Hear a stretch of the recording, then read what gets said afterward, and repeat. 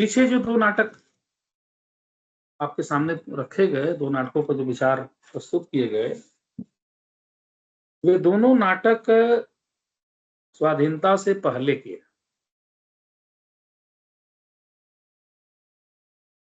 अर्थात 1947 के पहले। अंधेर नगरी 1881 के आसपास रचा गया, लिखा गया भारतेंदु द्वारा, और 20वीं सदी के दूसरे दशक में ये अपना चंद्रगुप्त नाटक जयशंकर प्रसाद के द्वारा लिखा गया।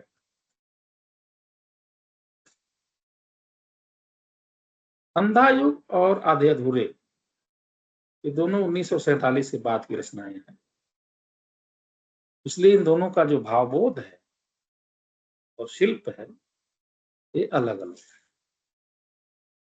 सबसे पहले आज की इस कक्षा में जो दो नाटक शेष हैं, अंधा युग और आधे अधूरे, उसमें से अंधा युग पर हम बात करें। अंधा युग धर्मवीर भारती का एक गीत नाट्य है, एक गायन शैली में लिखा गया नाट्य प्रस्तुति है, और इस नाटक में जो कथानक है, बहुत प्रसिद्ध कथानक है। महाभारत के 18वें दिन से इसको जो है लिया गया है। 18वां दिन आप सबको पता है कि जो महाभारत का युद्ध है वो 18 दिन चला था, और उसमें 18वें दिन दुर्योधन की मृत्यु के बाद महाभारत युद्ध का समापन हुआ। धर्मवीर भारती अंधा युग लिखने का, धर्मवीर भारती का जो उद्देश्य है वह अपने समय की जो परिस्थितियां हैं उसका उद्घाटन भी करना है, लेकिन उसके लिए उन्होंने एक ऐतिहासिक भी कह सकते हैं और पौराणिक भी कह सकते हैं, वहां से घटनाक्रम चुना है। इसमें जो घटना काल है वो एक ही दिन का है, महाभारत के 18वें दिन की संध्या से लेके, और थोड़ा सा ये नाटक आगे बढ़ता है जब प्रभास तीर्थ में कृष्ण की मृत्यु के क्षण तक से अपने को जोड़ता है। इस नाटक के पात्रों में अश्वत्थामा है, गांधारी, धृतराष्ट्र, कृतवर्मा, संजय, वृद्धयाचक, प्रहरी, व्यास, विधुर, युधिष्ठिर, कृपाचार्य, युयुत्सु, गूंगा भिखारी, प्रहरी, बलराम और कृष्ण है। ये इस नाटक के पात्र हैं। नाटक एक जद्दोजहद से शुरू होता है, जिसमें दो प्रहरी जो है, रक्षक जो है, आपस में बात करते दिखते हैं, और उसमें उनकी व्यवस्था भी झलक के आती है जब वो अपने को घटनाक्रमों से अलग पाते हैं। जब प्रहरी ये कहता है, थके हुए हैं हम पर घूम घूम पहरा देते हैं सुने गलियारे में। थके हुए हैं हम इसलिए नहीं कि कहीं युद्धों में हमने भी बाहुबल दिखाया है, प्रहरी थे हम केवल 17 दिनों के लोमहर्षक संग्राम में, ढाले हमारी ये निरर्थक पड़ी रही, अंगों पर बोझ बनी, रक्षक थे हम केवल लेकिन रक्षणी कुछ भी नहीं था।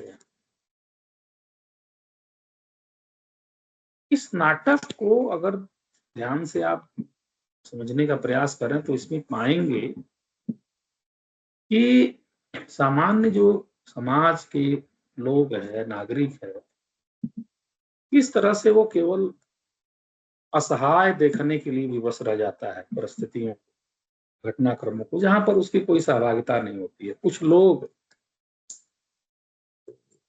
तय करते हैं चीजों को कि क्या होना क्या नहीं होना। और इस तरह से जो लोकतांत्रिक समाज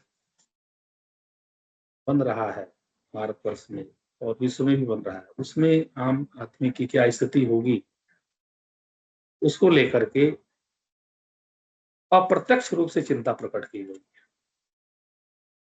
क्योंकि जो महाभारत का समय है और उस समय जो राजतंत्रात्मक व्यवस्था है, उसमें जो सामान्य व्यक्ति है उसकी कोई पूछ नहीं है। युवराज, राजा, मंत्री, यही सब मिलकर के चीजें तय करते हैं। तो इस तरह से देखें तो अंधा युग नाटक ऐतिहासिक पौराणिक परिप्रेक्ष्य में से आधुनिक परिप्रेक्ष्य भी जोड़ता है और कुछ ऐसे प्रश्न खड़ा करता है जो सोचने के लिए बाध्य कर देता है। कहने को तो इसमें जो पात्र हैं वो सब महाभारत से लिए गए हैं। प्रहरी और जो वृद्ध याचक है, इन्होंने कल्पना करके जोड़ा है काल्पनिक पात्र के रूप में, लेकिन इनसे भी अपने युग की बात को ही कहलवाया है। आप सबको पता है कि जो महाभारत का युद्ध है उसके मूल में एक लिप्सा है, धृतराष्ट्र की लिप्सा है, दुर्योधन की लिप्सा है, लालसा है क्या कि मुझे सब कुछ प्राप्त हो जाए। धृतराष्ट्र की लिप्सा है कि मेरा मेरा पुत्र जो है वह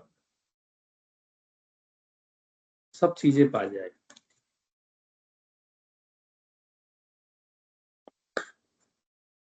और इस हेतु से देखा जाए तो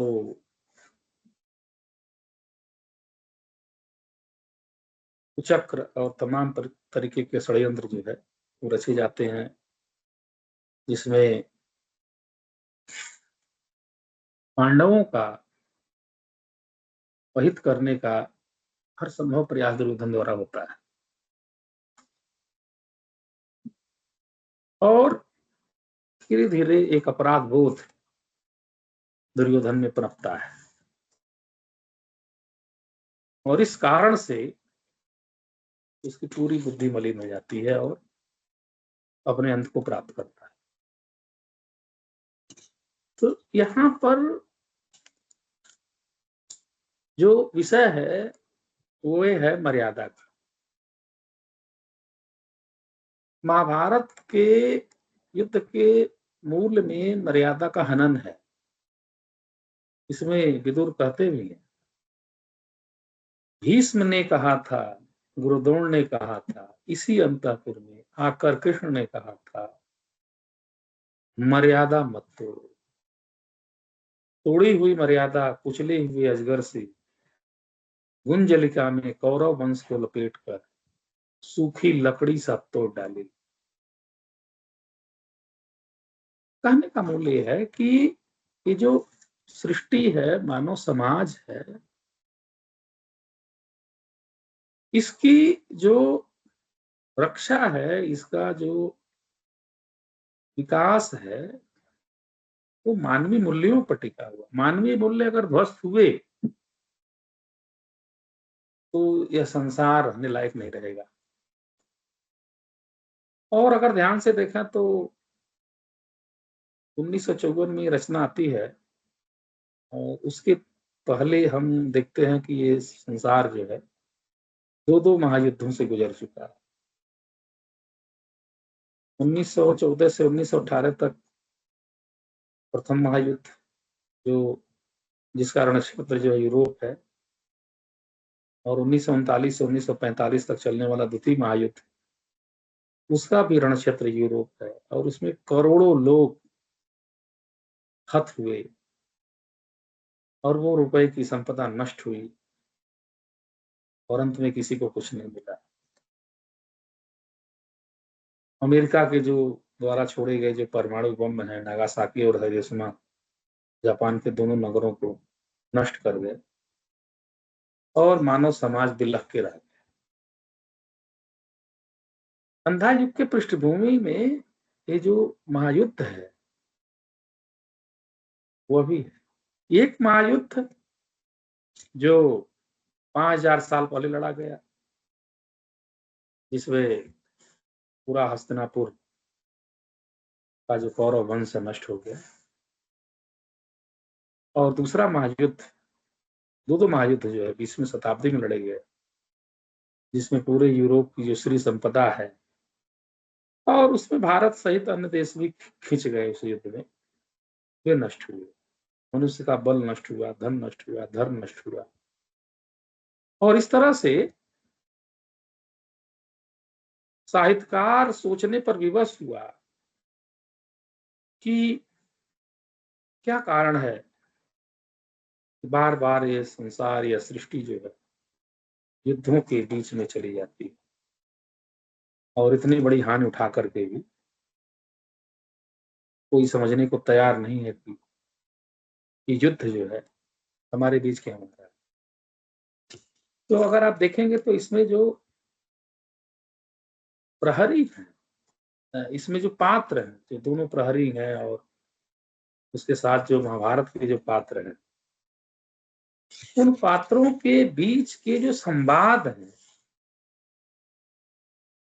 उनसे गुत्थियां सुलझाने का प्रयास करता है नाटककार। एक बहुत महत्वपूर्ण पात्र गांधारी है, जिसके बारे में कहा जाता है कि उसने अपने पति के अनुरूप जीवन जीने के लिए अपनी आंखों पर पट्टी बांध दी थी। वो गांधारी क्या कहती है इस नाटक में, लेकिन अंधी नहीं थी मैंने यह बाहर का वस्तु जगत अच्छी तरह जाना था। धर्म नीति मर्यादा यह सब है केवल आडंबर मात्र। मैंने यह बार बार देखा था। निर्णय के क्षण में विवेक और मर्यादा व्यर्थ सिद्ध होते आए हैं सदा। हम सबके मन में कहीं एक अंध गह्वर है। बर्बर पशु, अंधा पशु वहीं वास करता है। स्वामी जो हमारी विवेक का, नैतिकता, मर्यादा, अनासक्त, तृष्णार्पण, यह सब हैं अंधी प्रवृत्तियों की पोशाकें, जिनमें कटे कपड़ों की आंखें सिली रहती। मुझको इस झूठे आडंबर से नफरत थी, इसलिए मैंने स्वेच्छा से इन आंखों पर पट्टी चढ़ा रखी थी। तो इसमें एक चीज निकल के क्या आ रही है कि जो मनुष्य के अंदर जो लोभ है, लालसा है, यह उसके अंदर कहीं छिपा रहता है। अगर आप भारतीय ज्ञान परंपरा की बात करें, उसमें सारी चीजों को देखें तो जो हिंदू दर्शन है उसमें चीजें निकल के आती हैं। इस सत रज तम, ये तीन जो तत्व है ये हमारे उसमें निवास करते हैं आत्मा में, हमारे मनस्पटल पर। और जब जिसकी वृद्धि हो जाती है उस तरह से वृत्ति जो है मनुष्य की होती है। सात्विक वृत्ति हो तो अपने पराये की भावना से ऊपर उठ करके पूरे संसार को आत्मवत सर्वभूतेषु के रूप में देखता है। न अपना है न कोई पराया है, सब सृष्टि जो है उसको आत्मवत देखती है। लेकिन जब वही राजसी प्रवृत्ति आती है तो अपने पराये का भेद, और तामसी वृत्ति आने पर तो मनुष्य जो है अत्यंत जो है हिंसक और अनाचारी हो जाता है।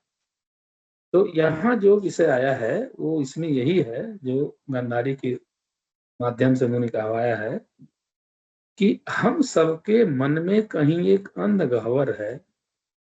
बर्बर पशु, अंधा पशु वास वहीं करता है।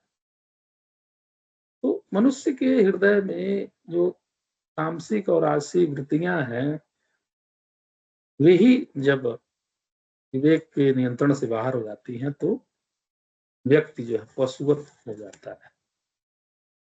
उसको लगता है कि पूरा संसार उसी का है और उसको ले लेना, छीन लेना जो है उसका काम है। और यहीं पर जो मर्यादा का एक छोर है, एक डोरी है, वो जब खंडित होती है तो व्यक्ति का जो विवेक है वो नष्ट होता है, और उसके बाद वो करणीय और अकरणीय का भेद उसके अंदर से हट जाता है। क्या करना चाहिए, क्या नहीं करना चाहिए, वो भूल जाता है। गांधारी से ही कहलवाया है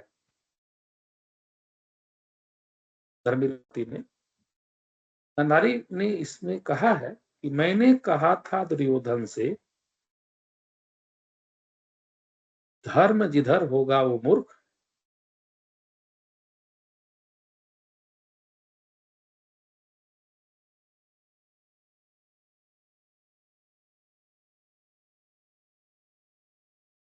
हेलो, आवाज आ रही है?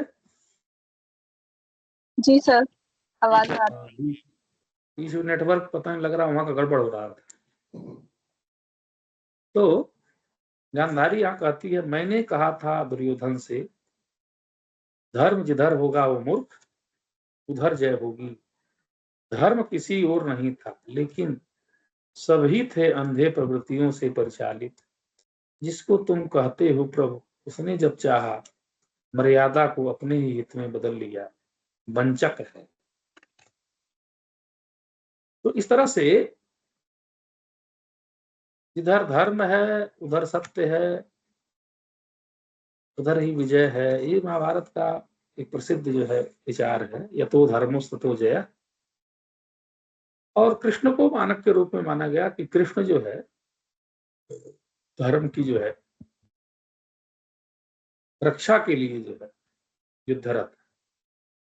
तो यहाँ गांधारी ने जो चेतावनी दी है दुर्योधन को, उसमें दिखाया है। लेकिन इसमें एक बात और बताई है कि धर्म की हानि दोनों तरफ से, युधिष्ठिर की तरफ से भी और दुर्योधन की तरफ से। अर्थात आधुनिक जो जीवन है और उसमें जो मनुष्य जीवन की जो प्रकृति है, उसमें कोई राष्ट्र ये नहीं कह सकता कि वो सब कुछ ठीक ही कर रहा है। कहीं न कहीं दोष जो है सबके अंदर आ जा रहे हैं। इसकी तरफ उन्होंने किया है, मतलब इसकी तरफ उन्होंने संकेत किया हुआ है। अंधा युग नाटक एक तरह से मनुष्य के अपने जो है अस्तित्व के होने का बोध कराता है, क्योंकि बहुत समय तक मनुष्य का जीवन जो है तमाम प्रकार की मान्यताओं के वशीभूत होकर के जीने का रहा है। लेकिन जब आधुनिकता का प्रवेश हुआ और उसमें ये बात आई कि मनुष्य जो है एक व्यक्ति है और उसकी अपनी एक महत्ता है, प्रतिष्ठा है, उसकी अपनी इच्छा शक्ति है, और वो जो है अपना जीवन अपने विवेक से, अपनी बुद्धि से जीने के लिए स्वतंत्र है। याचक ने जो यहाँ पर याचक से इन्होंने कहलवाया है धर्मवीर भारती ने, उसमें यही बात निकल के आती है। जो याचक कहता है, पता नहीं प्रभु हैं या नहीं, किंतु उस दिन यह सिद्ध हुआ जब कोई भी मनुष्य अनासक्त होकर चुनौती देता है इतिहास को, उस दिन नक्षत्रों की दिशा बदल जाती है। तो कहने का मतलब ये है कि जो तमाम प्रकार की जो मान्यताएं हैं, तमाम प्रकार के जो विचार हैं, तमाम प्रकार की जो रीतियां हैं, नीतियां हैं, वो किस तरह से मनुष्य को बांध के रखती हैं, और उस विवेक सम्मत न होने पर भी कभी कभी मनुष्य को उसको मानना पड़ता है। इस ओर ये अंधाधुन नाटक जो है संकेत कर रहा है। देखा जाए तो अंधाधुन नाटक व्यक्ति के होने का एक आभास करा। अब इसको देखेंगे तो इसको कई अंकों में बांटा गया है। पहला स्थापना है, इसमें अंधा युग के बारे में कहा गया कि उसकी क्या स्थापनाएं हैं, क्यों इसको अंधा युग कहा गया। फिर देखते हैं तो दूसरा अंक है, और दूसरे अंक में पशु का उदय, पशुता कैसे विचार में आकर के उदित होती है। इसमें संजय कृतवर्मा दोनों पात्रों के बीच से बातें कहलवाई गई हैं, और अश्वत्थामा इसमें लंबा जो है ना विषय रखता है, पूरा बहुत लंबा दीर्घ संवाद। सर हम्म सर जैसे पूछ रहे हैं कि इस नाटक से क्या क्या प्रश्न बन सकते हैं, थोड़ा उस पर चर्चा अगर करते तो बेहतर होगा कि किस प्रकार के प्रश्न बन सकते हैं और किस प्रकार की संभावनाएं जैसे देखें तो प्रश्नों की रह सकती है। नहीं, किस प्रकार के प्रश्न बनेंगे वो तो आप पिछले साल के प्रश्न जब देखते हैं तो आपको पता चलता है, लेकिन अगर आपकी कोई जिज्ञासा है उस तरह से तो वो रखे तो मैं बताऊं। प्रश्न कैसे बनेंगे ये तो प्रश्न बनाने वाला जानेगा ना। सर एक प्रश्न ये भी हो सकता है कि इस नाटक की प्रासंगिकता क्या है, अगर उस दृष्टि से इसे देखा जाए, या फिर नाटक का उद्देश्य क्या है उस दृष्टि से अगर देखा जाए तो। धर्म की स्थापना तो है, परंतु इसका दीर्घ उत्तर किस प्रकार से लिख सकते हैं, किन किन बिंदुओं को इसमें समाहित कर सकते हैं। तो देखो, ये जो नाटक है लिखा तो गया है महाभारत के कथा भूमि के आवरण में, लेकिन इसमें जो आधुनिक मनुष्य की जो समस्याएं हैं, धर्मवीर भारती ने उसकी तरफ जो इशारा किया है। आधुनिक मनुष्य पुरानी जो चीजें हैं उसको पूरा छोड़ नहीं पा रहा है, और जो नई स्थापनाएं हैं उसको स्वीकार नहीं कर पा रहा है, वो बीच में झूल रहा है। और इस कारण से उसके अंदर एक संतरास, और उसके अंदर जो है एक मोहन की स्थिति, और एक अंधेरा छा रहा। अंधेरा छाने का मतलब ये है कि उसको दिखाई नहीं दे रहा कि उसको करना क्या है, जाना कहाँ है।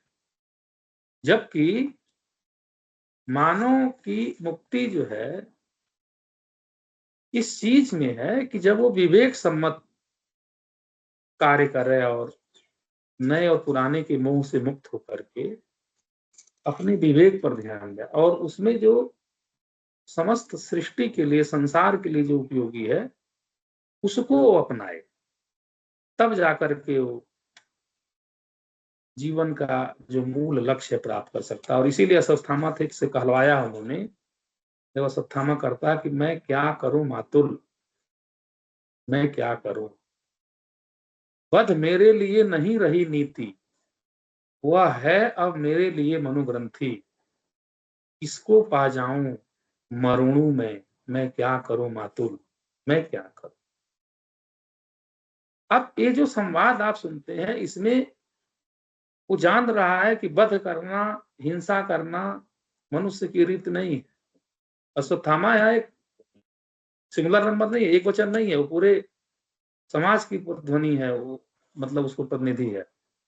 इसमें जो मनोग्रंथि एक बैठ गई है मनुष्य के अंदर कि वह दूसरे का अधिकार छीन करके ही जो है उन्नति कर सकता है, उस मनोग्रंथि से पार कैसे पाए आधुनिक मनुष्य, छीना झपटी कैसे रुके, इस पर जो है धर्मवीर भारती जो केंद्रित होकर के विचार करना चाह रहा है।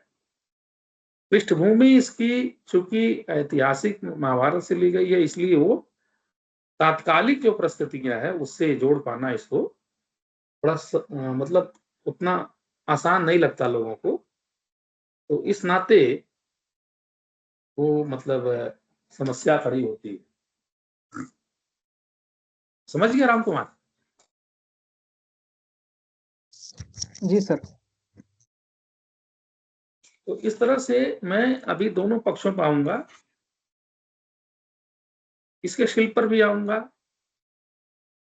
लेकिन पहले इसकी जो स्थापनाएं हैं उसको देख लें कि किन किन चीजों को लेकर के आती है। देखो, प्रासंगिकता का जो तुम विषय उठा रहे हो, श्रेष्ठ साहित्य जो है प्रासंगिक और अप्रासंगिक के द्वंद्व से मुक्त रहता है, वह अपने समय को प्रतिबिंबित करता है और उसके समय के आलोक में उस साहित्य को देखा जाता है। कोई भी साहित्य जो है, कोई भी रचना जो है अपने समय से बाहर नहीं जाती, जा ही नहीं सकती, क्योंकि साहित्यकार जो है काल के पहिए से बंधा होता है।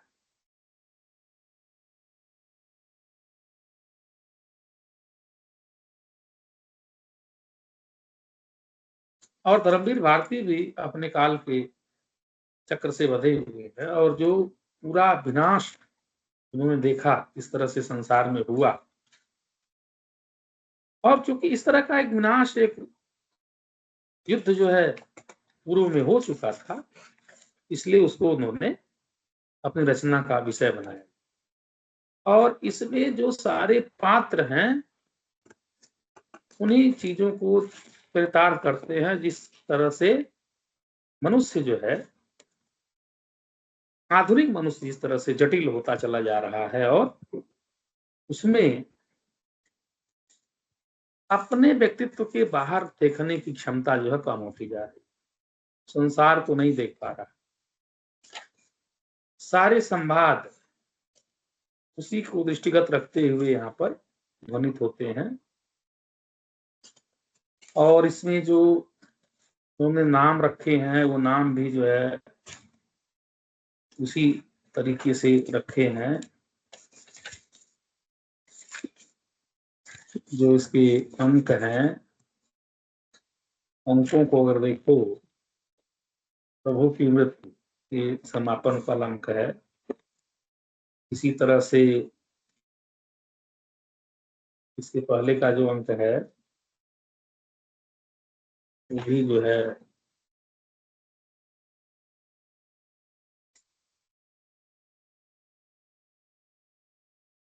विजय एक क्रमिक आत्महत्या।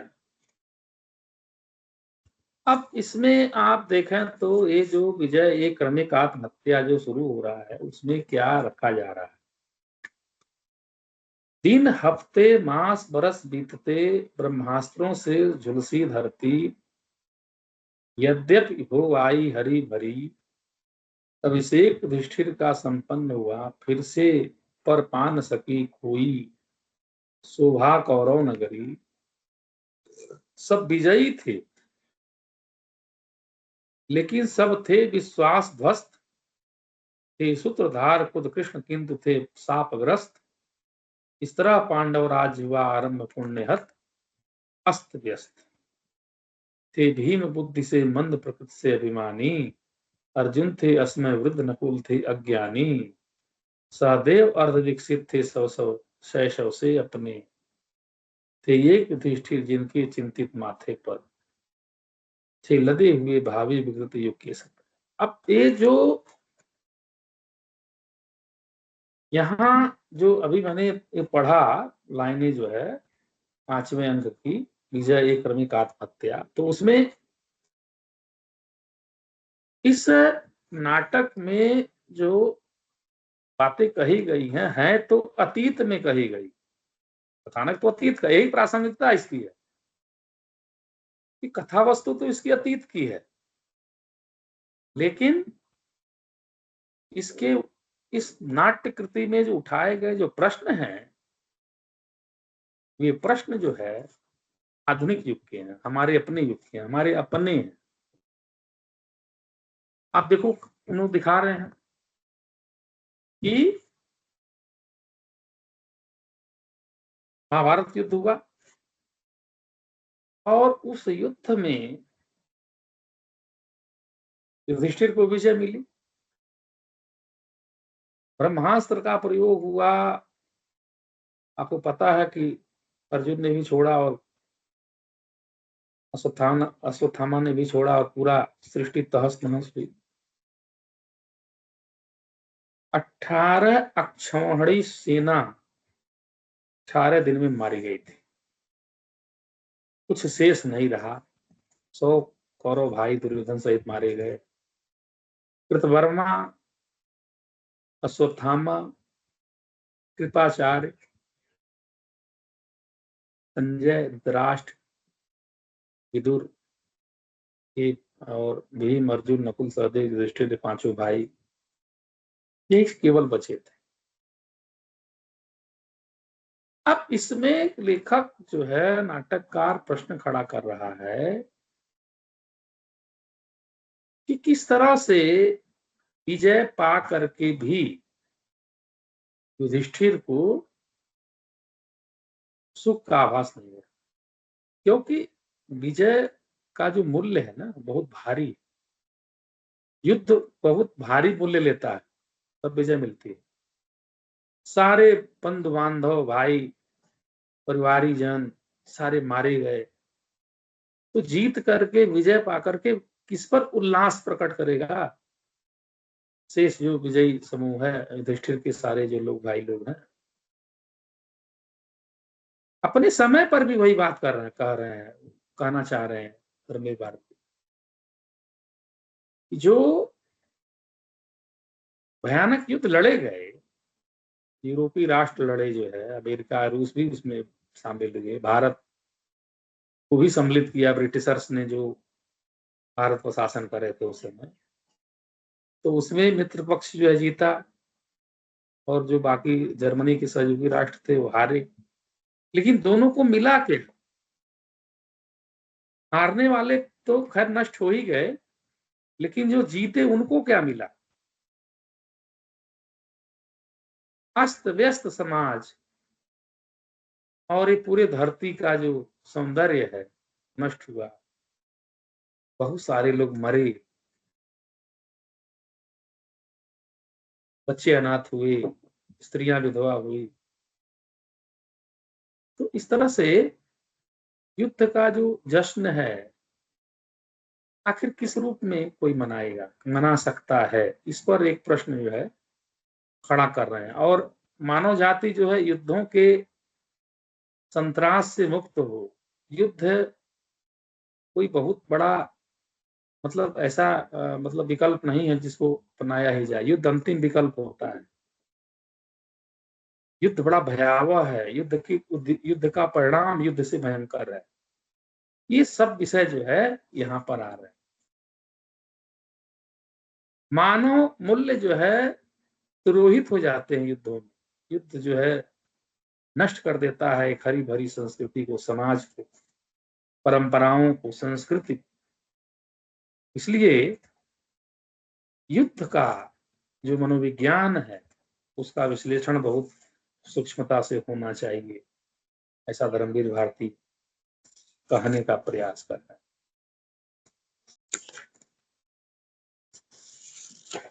पात्र सारे इसमें जो है उसी चीज को यहाँ व्याख्यायित करते हैं। इसके शिल्प की बात अगर करें तो ये खड़ी बोली हिंदी का ही ये भी नाटक है, लेकिन प्रसाद ने जिस भाषा का प्रयोग किया है वह भाषा थोड़ी सी बदल गई है, क्योंकि ये 1954 के आसपास का है। फिर भी संस्कृतनिष्ठ हिंदी का प्रयोग है। हाँ, इसमें जो संवाद है सारे, वह एक गीयता लिए हुए हैं, गीति नाट्य शैली में लिखा गया है। और यह नाटक और इसका पूरा शिल्प जो है,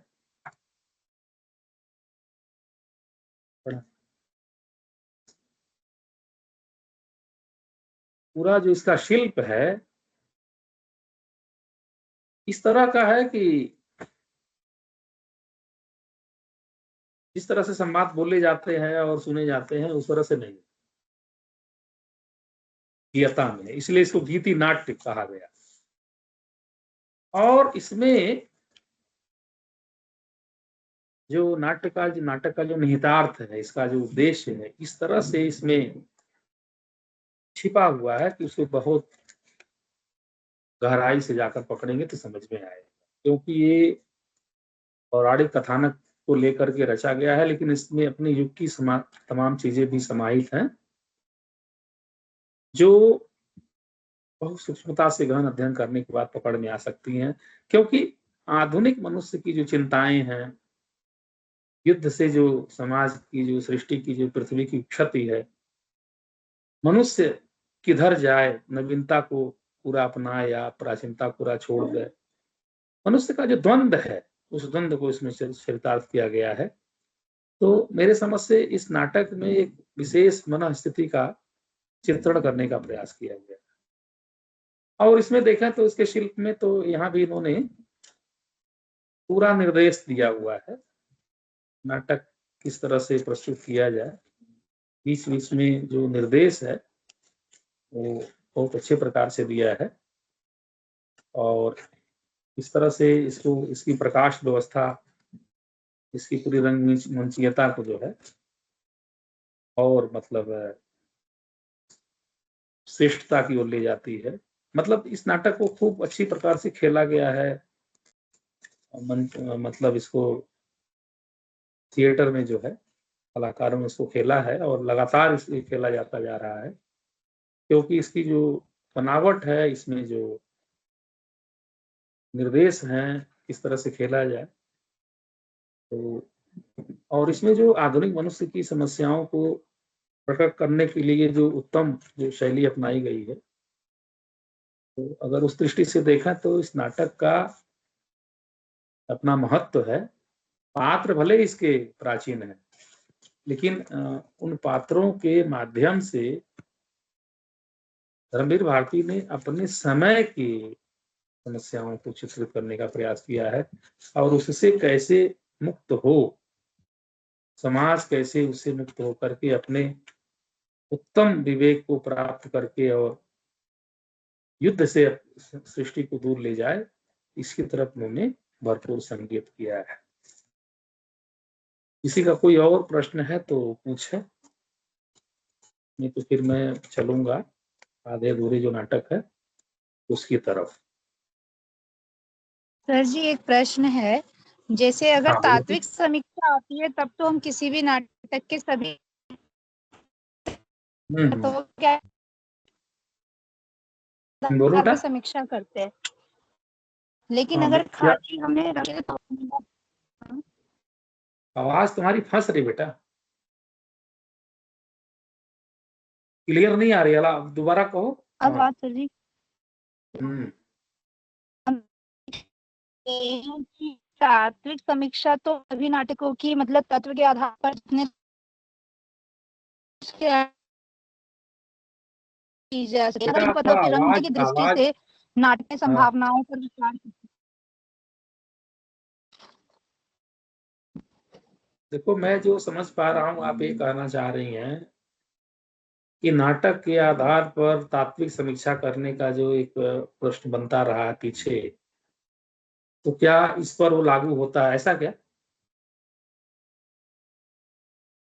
हमारा ये प्रश्न है सर जी कि रंगमंचीयता की दृष्टि से अगर किसी भी नाटक के भाव भावना को दिखाया जाए, इस तरह से एक प्रश्न था। रंगमंचीयता की दृष्टि से आधे अधूरे की भावनाओं को स्पष्ट कीजिए, तो इस तरह प्रश्न मतलब कैसे लॉन्ग आंसर तैयार होगा खाली एक रंगमंचीयता की दृष्टि से?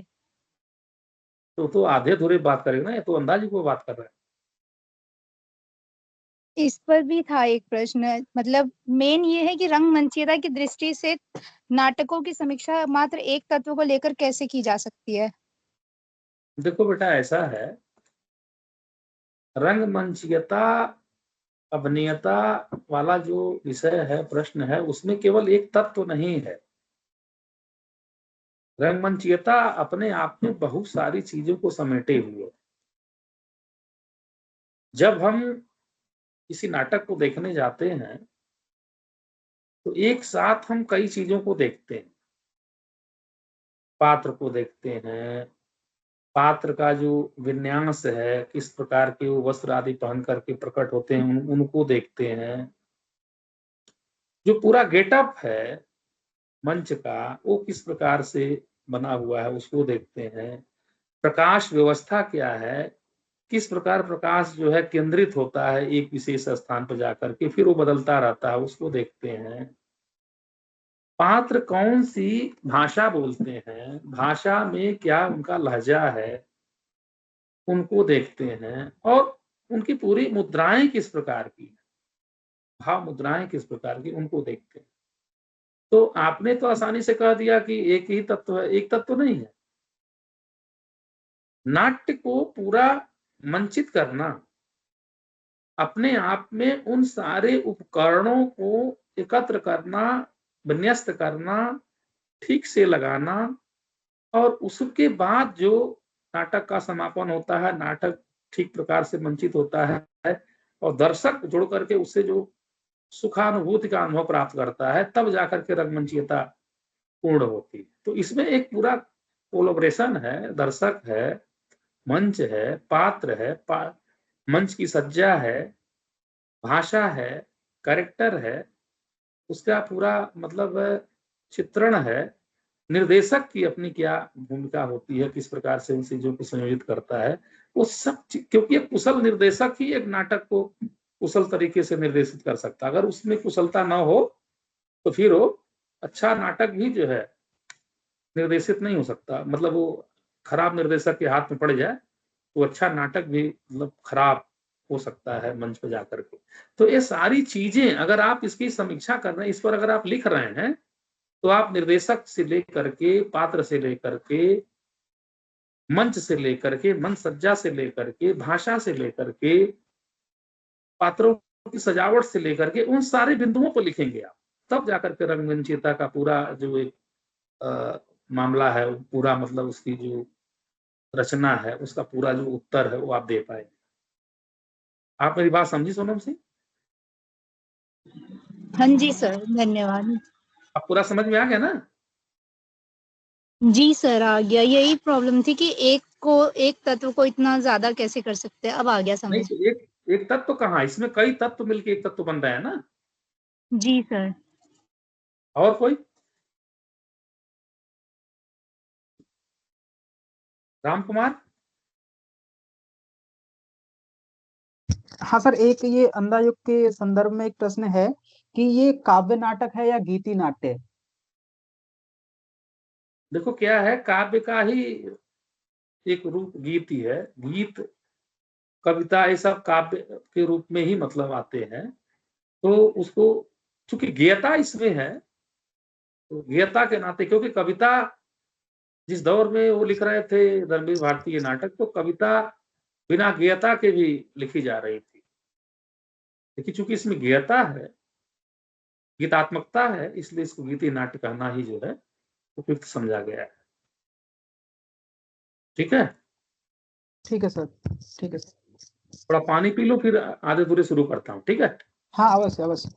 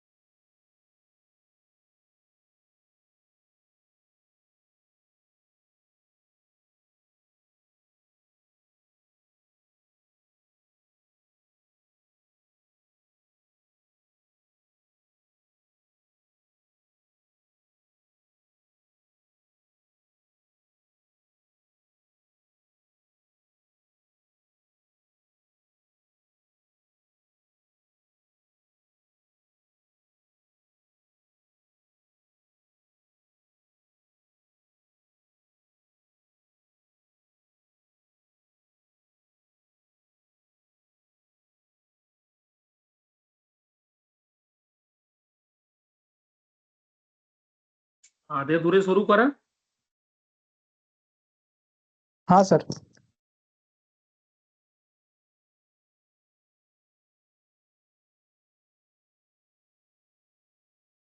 आधे अधूरे नाटक मोहन राकेश ने लिखा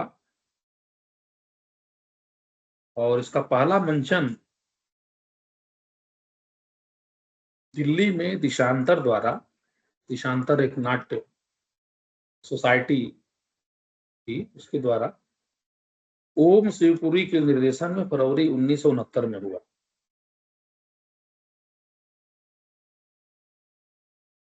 और ये नाटक समकालीन जिंदगी का, जीवन का चित्रांकन करने वाला नाटक जो शुरू हुआ।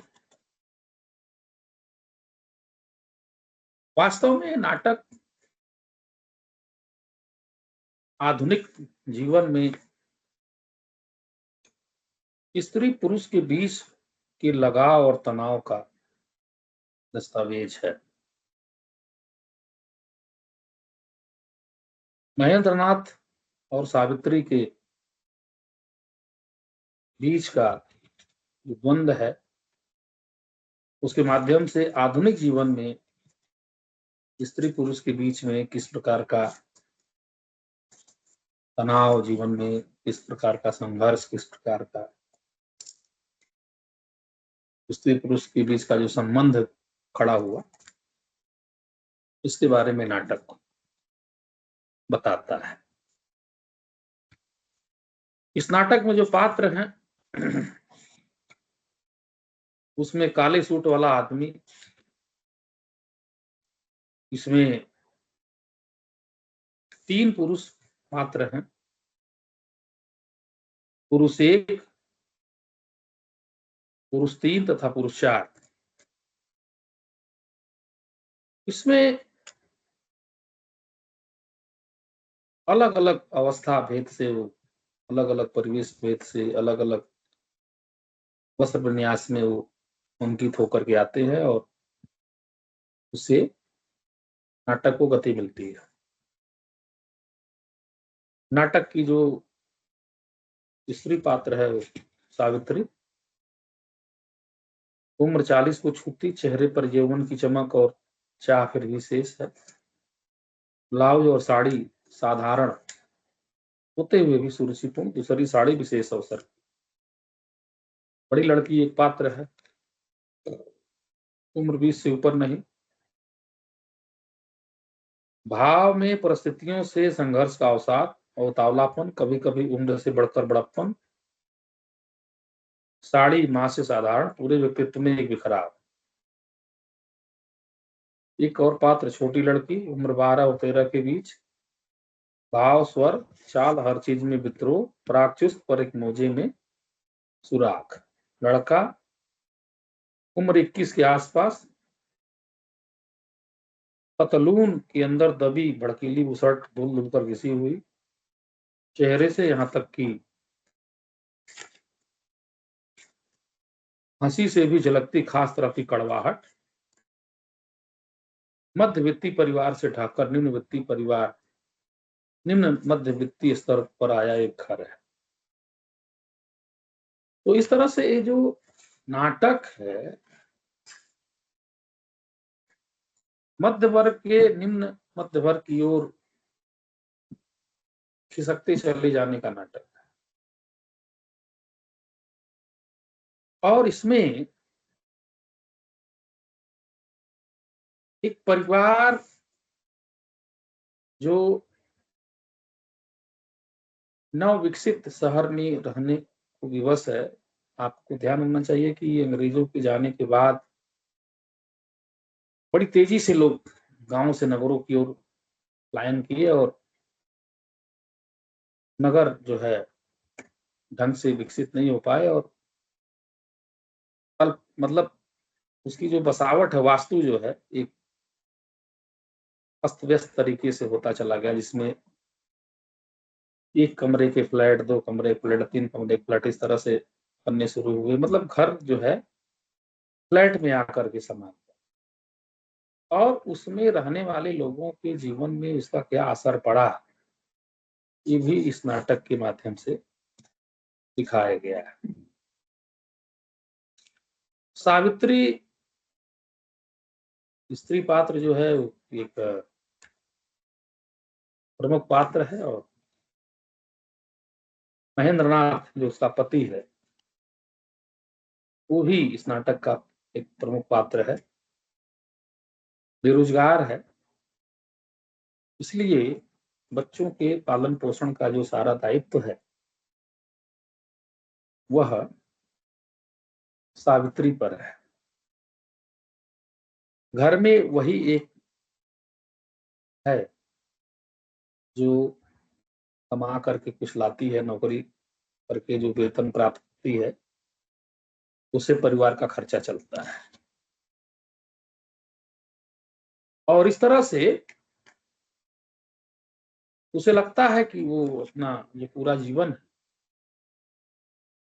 जिस तरह से वो जी सकती है वो जी नहीं पा रही, क्योंकि परिवार के पालन पोषण में ही उसका उनके खर्चे आदि को पूरा करने में उसका जो जीवन बीत रहा है। तो स्वाभाविक जो स्त्री जीवन है उसकी जो आकांक्षाएं हैं उसको लगता है कि पूर्ण नहीं हो पा रही हैं, इसलिए उसके अंदर एक कुंठा और एक जो है आत्महीनता की स्थिति बनती चली जा रही है। नाटक के जो संवाद है उन संवादों में ये चीज निकल के आती है, और इस तरह से वो सोचती है कि किस प्रकार से वो अपने घर के लोगों को किसी रोजगार में डाल के, और कई लोग उसमें जो है अर्थ का उपार्जन करें ताकि परिवार अच्छे से चले। और इसलिए वो सोचती है कि मेरा जो लड़का है वो कुछ काम धाम करे, और इसके लिए वो सिफारिश भी लगाने का प्रयास करती है। अपने बॉस सिंघानिया को बुलाती है कि वह जो है कुछ ऐसा करे कि उसके लड़के को कोई काम मिल जाए। तो एक पुरुष के जीवन में एक स्त्री का आना, पुरुष पुरुष प्रकृति का जो पूरा हमारा समाज है जिसको स्वाभाविक रूप से पितृसत्तात्मक व्यवस्था हम लोग कह डालते हैं, उसमें स्त्री पुरुष के अधीन रूप में रहने का पूरा रचना बनाया गया। पुरुष ही घर से बाहर रह करके सारी चीजें आर्थिक जो है व्यवस्था करेगा और स्त्री घर को संभालेगी। लेकिन यहाँ पर नाटक में दिखाया गया है कि चूंकि ये मध्यवर्गीय परिवार है, पति जो बेरोजगार है, तो पत्नी ही जो है पूरे घर का खर्चा चला रही।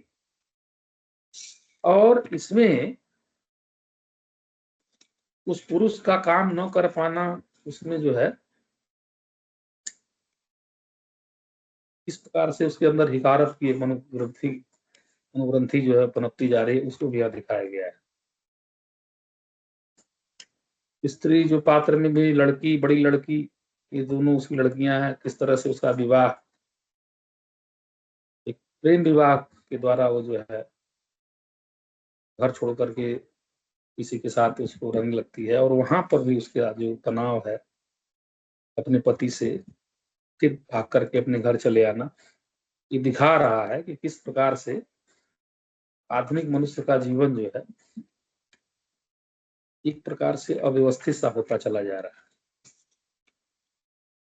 इसमें आप देखेंगे तो दिखेगा, सारी चीज मिलेंगी कि कैसे खींच करके कुंठित होकर के आपस में बात कर रहे हैं। जैसे पुरुष एक, वही महेंद्रनाथ अपमानित जीवन जीने का जो उसके ऊपर मतलब व्यवस्था अपमानित जीवन जी रहा है, वो काफी कुंठित है, और वो दुखी भी है कि इस घर में उसे कोई इज्जत नहीं, उसे कोई कुछ पूछता नहीं। दिखाया है यहाँ पर कि संवाद में देखिए, हर एक के पास एक न एक वजह होती है, इसलिए इसने इसलिए कहा था, उसने इसलिए कहा था। मैं जानना चाहता हूँ कि मेरी क्या यही हैसियत है इस घर में कि जो जब जिस वजह से जो भी कह दे मैं चुपचाप सुन लिया करूँ। हर वक्त की धत्कार, हर वक्त की कोंच, बस यही कमाई है मेरी यहाँ, मेरी इतने सालों की। मतलब एक बेरोजगार पुरुष, उसका परिवार और उसकी पत्नी, वहां सारे लोगों से जो उसको एक अपमान का जो व्यवहार हो रहा है, इससे क्या पता चलता है कि आधुनिक परिवेश में एक परिवार की रचना में अगर पति जो है किसी कार्य को नहीं कर पा रहा है, आर्थिक रूप से जो है बेरोजगार है, किसी कुछ उत्पादन नहीं कर पा रहा है, तो उसकी क्या स्थिति हो सकती है। एक आर्थिक मनुष्य की संकल्पना आधुनिक विचारकों ने की, उस आर्थिक मनुष्य की संकल्पना का एक दुष्परिणाम है कि जब मनुष्य की केवल व्यक्ति को केवल जब आर्थिक इकाई मान लिया जाता है तो उसका यही हासिल होता है। मनुष्य केवल आर्थिक इकाई नहीं है, वो एक आध्यात्मिक इकाई भी है। भारतीय परंपरा को अगर देखें तो आध्यात्मिक इकाई भी है, वह जीव भी है। अर्थ ही नहीं उससे जुड़ा हुआ है, धर्म भी उससे जुड़ा हुआ है। इसलिए अगर कोई व्यक्ति आर्थिक उत्पादन नहीं कर पा रहा है तो उसको हम निरर्थक नहीं मानते कि मतलब वो निरर्थक है और उसका कोई जीवन का उद्देश्य नहीं। लेकिन चूंकि ये आधुनिकता के मूल में आर्थिक चिंतन बहुत गहराई से जुड़ा रहा, इस नाते आर्थिक रूप से असफल जो व्यक्ति है उसका जो प्रतिबिंब है हम महेंद्रनाथ में देख सकते हैं। और यहाँ पर जो आधुनिक स्त्री का जीवन, भारतवर्ष में जो महानगरी जीवन जो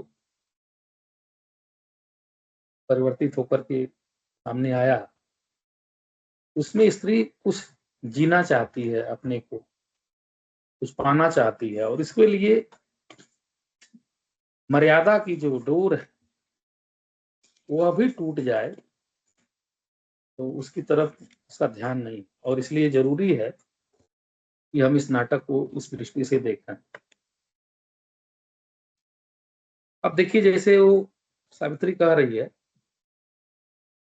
इसलिए कि किसी तरह इस घर का कुछ बन सके, कि मेरे अकेली के ऊपर बहुत बोझ है इस घर का, जिसे कोई और भी मेरे साथ ढोने वाला हो सके। अगर मैं कुछ खास लोगों के साथ संबंध बनाकर रखना चाहती हूँ तो अपने लिए नहीं, तुम लोगों के लिए। ये जो पूरा वितंडा हो रहा है परिवार में, लड़का नहीं चाहता है कि उसके लिए कोई सिफारिश की जाए, लेकिन ये जबरदस्ती जो है सिफारिश ली आती है।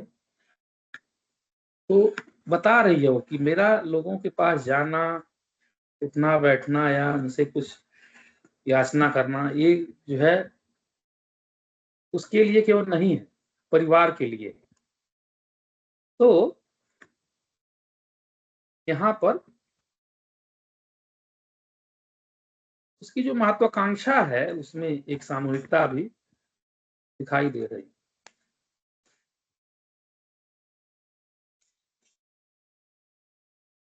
सावित्री का जीवन महेंद्रनाथ के साथ नहीं निभ पा रहा। बार बार इसमें आता है कि वो कुछ फैसला करना चाहती है। क्या है फैसला करना? उसे किसी अन्य के साथ जीवन निर्वाह हो, यह चीज जो है उसके दिमाग में, चित्त में बैठ रहा है। जब वो कहती है कि मेरे पास अब बहुत साल नहीं है जीने को, पर जितने हैं उन्हें मैं इसी तरह से निभाते हुए नहीं काटूंगा। मेरे करने से जो भी कुछ हो सकता था इस घर का हो चुका आज तक। मेरी तरफ से अंत है, उसका निश्चित अंत है। कहने का मतलब ये है कि आधुनिक मनुष्य की जो सोच है सुख सुविधा पूर्वक जीवन जीना, कुछ अलग प्रकार से जीवन को जीना, रोमांटिक होकर के, वो सारी चीजें इसमें आ रही। इसलिए इसमें एक द्वंद्व भी है और शीर्षक से मेल भी खाता, आधा अधूरा। सावित्री के दिमाग में ये बात बैठी हुई है कि उसके जीवन में अधूरापन, उसका पति बहुत कमाऊ नहीं है, समाज में बहुत नाम नहीं है और उसके द्वारा उसे बहुत कुछ चीजें नहीं मिल सकती है। तो इस तरह से उसके हृदय में कुंठा का जन्म हो रहा है और वो इस निर्णय पर पहुंचने की तरफ बढ़ती है कि उसे इस घर को छोड़ देना चाहिए। फिर हम देखते हैं कि इसमें जो पुरुष 4 है, जिसके बारे में यहाँ पर पुरुष 4 जो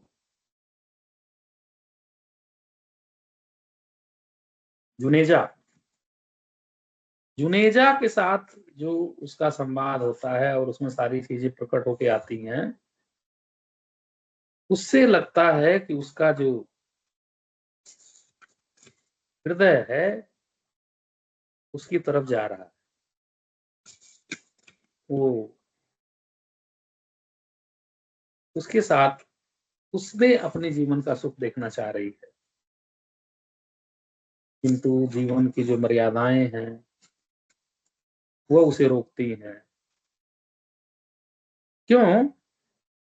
क्योंकि जो विवाह है, विवाह नामक जो तत्व है, वो केवल कहने के लिए नहीं है, उसका एक बहुत बड़ा आधार है, सामाजिक आधार है, व्यक्ति की पहचान है, स्त्री पुरुष की पहचान उसके अंदर छुपी हुई है। और यही कारण है कि वह सब कुछ चाह करके भी वह पुरुष 4 के साथ नहीं जा पाती है, अपने को उस घर के साथ ही रखती है, क्योंकि जीवन जीने के लिए मर्यादाओं का जो आवरण है उसको बचाए रखना जरूरी है। तो अंधा नाटक अगर है, आधे अधूरे जो नाटक, यह उसी परिप्रेक्ष्य में रचा गया कि आधुनिकता में जो व्यक्तिवाद नामक जो तत्व उभर के आ रहा है, व्यक्ति सोच रहा कि वह जो है उसी से समाज है, समाज उससे नहीं है। ये जो धारणा है, व्यक्ति की धारणा, व्यक्ति की स्वतंत्रता की धारणा, कितनी दूरी तक व्यक्ति स्वतंत्र है? क्या सामाजिक जो नियम है, सामाजिक जो मर्यादाएं हैं, उसका पालन करना आवश्यक नहीं है? इन सब चीजों को लेकर एक बहुत भारी जद्दोजहद जो इस नाटक में की गई। सामाजिक मर्यादाओं को ऐसे ही नहीं तोड़ा जा सकता कि एक झटके में तोड़ दिया जाए, क्योंकि सामाजिक मर्यादाओं को तोड़ने के बाद व्यक्ति का अपना अस्तित्व भी खतरे में पड़ सकता है, व्यक्ति का अपना अस्तित्व भी खतरे में पड़ सकता है। व्यक्ति जब मैं कह रहा हूं तो उसमें स्त्री और पुरुष दोनों आ रहे हैं। स्त्री भी अगर अपने जीवन मतलब सामाजिक जीवन की मर्यादाओं को अगर वो तोड़ती है तो उसके लिए भी एक खतरा है, संकट है, असुरक्षा है। इसलिए जरूरी है कि स्त्री पुरुष मिलकर के सामाजिक समस्याओं के संबंध में विचार करें। व्यक्ति की जो आकांक्षाएं हैं, लालसाएं हैं, उसकी पूर्ति ही आवश्यक नहीं है। आवश्यक है सामाजिक जीवन किस प्रकार से स्वस्थ बना रहे, किस प्रकार से सुरुचिपूर्ण बना रहे। जो संबंध है व्यक्ति और व्यक्ति के बीच की जो संबंध है, स्त्री और पुरुष के बीच की संबंध है, किस प्रकार से स्वस्थ बने रहे। हमारा जो परिवार नामक जो व्यवस्था है वो कैसे बचे। परिवार नामक व्यवस्था के बारे में अगर आप सोचे तो आप देखिए कि पहले हम देखते हैं कि हमारे यहाँ संयुक्त परिवार व्यवस्था हुआ करती थी। सारे लोग उसमें, बच्चे जो है, जवान वृद्ध सारे पलते थे, साथ साथ एक दूसरे का ख्याल रखते थे। लेकिन धीरे धीरे महानगरी जो विस्तार हुआ, गांव का मनुष्य नगर में आया, नगर बड़े होते चले गए। उस नगर में जो नगरीय संस्कृति जो विकसित हुई, उसमें कहीं न कहीं जो है, उसकी पूरी जो बनावट में जो संकीर्णता छाई आई, वही संकीर्णता जो है व्यक्ति के मन में भी पहुंच गई। जैसे उदाहरण के लिए अगर आप लें तो देखेंगे, गांव में बड़े घर में व्यक्ति रहता है, पूरा बड़ा परिवार है, सबके लिए स्पेस है। लेकिन शहर में, नगर में जगह की इतनी कमी है कि एक-एक जो कमरे का फ्लैट है, उसमें रहने के लिए विवश है एक परिवार के। उसका भयानक दुष्परिणाम भी है। इसमें इसमें नाटक में संकेत किया गया है कि किस तरह से जो छोटी लड़की है, वो सुरेखा से जो बातचीत कर रही है, तो उसमें सुरेखा के माता-पिता किस प्रकार से आपस में मिलते हैं, वो सारा प्रसंग जो है, या अशोक जो महेंद्रनाथ का लड़का है, वो किस तरह से बिगड़ गया है और चुपके-चुपके सारी वो जो पत्रिकाएँ देखता है, उल्टे-सीधे जो उसमें चित्र है। बच्चे किस प्रकार से प्रभावित हो रहे हैं, वो जो चीज़ों को देख कर के, जो चीज़ें उनको नहीं देखनी चाहिए, वो सारा जो वृत्त है, सारी जो समस्याएँ हैं, वो इस नाटक में आई। इसलिए ये नाटक जो है, आधुनिक मानव जीवन की जो जटिलताएँ हैं, स्त्री-पुरुष के बीच के संबंधों का जो द्वंद है, समाज में पनप रही जो महत्वाकांक्षाएँ हैं, वो स्त्री या पुरुष हैं, किस प्रकार से वो सामाजिक मर्यादाओं पर आघात करने की तरफ बढ़ रहे हैं, मोहन राकेश ने इस नाटक में उसको बहुत बेहतर तरीके से रखा है। थोड़ा शिल्प के बारे में बात कर लें इसको, कि रिवीजन है, इसलिए हम उसको उस रूप में ही रख रहे हैं, क्योंकि इसको हम पूरा अच्छे से आपको ये चीज़ें पढ़ा चुके हैं। जहाँ तक शिल्प की बात है, तो खड़ी बोली हिंदी में भी लिखा गया है नाटक, और 1969 में इसका मंचन हुआ, मैं बता चुका हूँ आपको। इसमें लिखा हुआ है, देशांतर नामक जो संस्था थी, उसने सबसे पहले इसका मंचन किया, और ओम शिवपुरी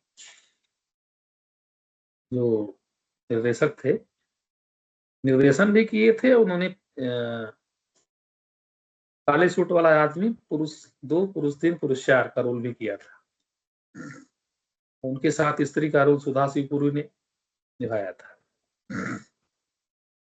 तो इस तरह से बड़े मजे हुए लोगों ने इस नाटक को खेला है।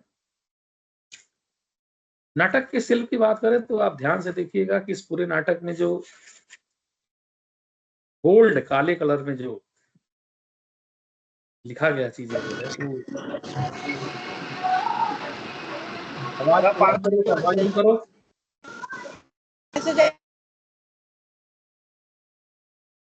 वो वास्तव में निर्देशन का एक भाव है, जो मतलब एक कथन है, और बहुत अधिक निर्देशन का इसमें सारा डाला गया है। अब एक पात्र खड़ा होकर के किस प्रकार से वो दिखना चाहिए, वो सारा इसमें देखिएगा, बहुत लंबा-लंबा इन्होंने निर्देशन का वक्तव्य दिया है। जैसे उन्होंने शुरू में ही लिखा है कि दर्शकों के सामने आकर खड़ा हो जाता है, सिगार मुँह में लिए पल भर ऊपर की तरफ देखता रहता है, फिर हाँ, ईश्वर के साथ सिगार मुँह से निकालकर उसकी राख झाड़ता है। यानी कि एक क्रियात्मक चीजें हैं।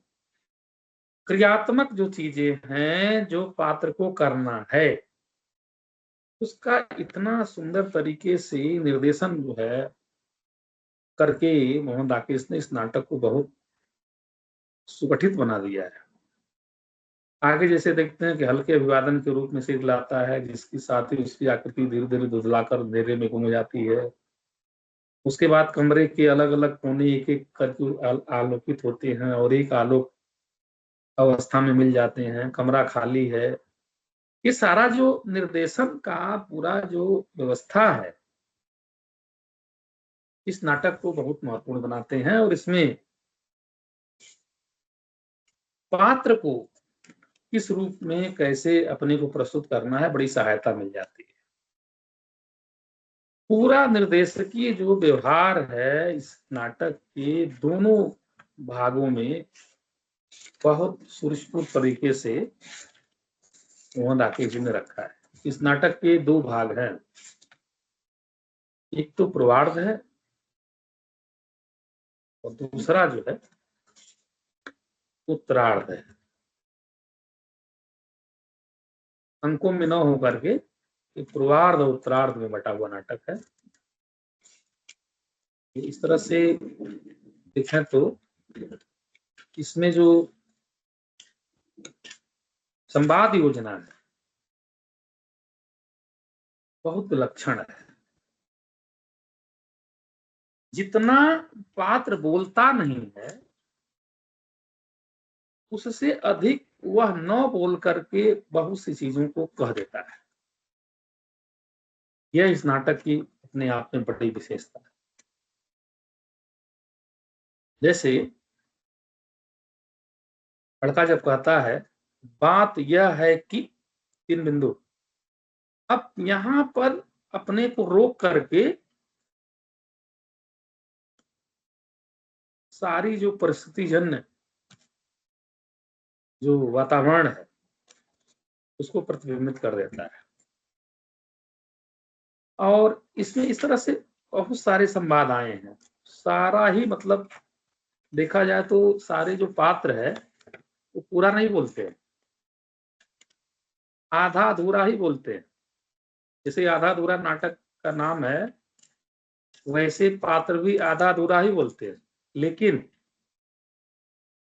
परिस्थिति जन्य जो वातावरण वहां उत्पन्न हो रहा है उसको पूरा प्रकट करते हैं, उसमें कोई संदेह नहीं। क्योंकि बहुत सी चीजें न बोल करके भी एक गहरा अर्थ जो है वे छोड़ जाते हैं। और ऐसा नहीं कि वो जो बात नहीं कह रहे हैं तो बात प्रकट नहीं हो रही है। दृश्यांकन इतना मजबूत है कि पाठक जो है अथवा जो दर्शक है वो एक झटके में समझ जाता है कि क्या चीजें पात्र कहना चाह रहा था और नहीं कह पाया। तो इस तरह से इस नाटक का अपना स्थायी महत्व है। इसका जो शिल्प है वो भी बहुत ही सुगठित है, कसा हुआ है। निर्देशन का तत्व जो है चौतरफा है। उत्तरार्ध पूर्वार्ध में बटा हुआ नाटक जो है स्त्री जीवन, आधुनिक स्त्री जीवन की जो समस्याएं हैं उसको उघाड़ता है। और एक पूरा परिवार इस तरह से बिखर सकता है अगर व्यक्ति अपनी महत्वाकांक्षाओं पर लगाम न लगाए तो किस प्रकार से वो बिखर सकता है, इसकी तरफ भी पूरा संकेत किया गया है।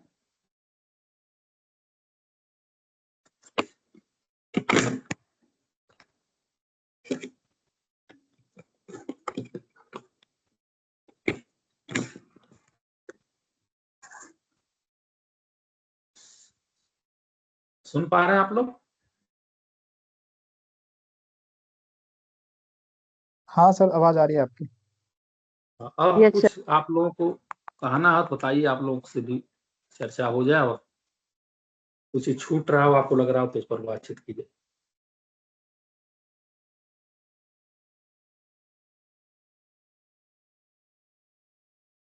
हाँ बोलिए।